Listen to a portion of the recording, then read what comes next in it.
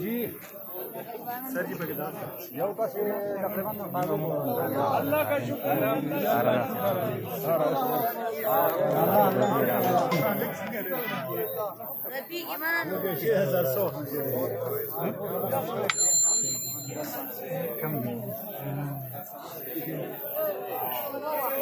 खाने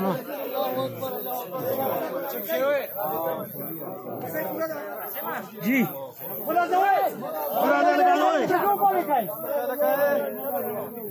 अल्लाहु अकबर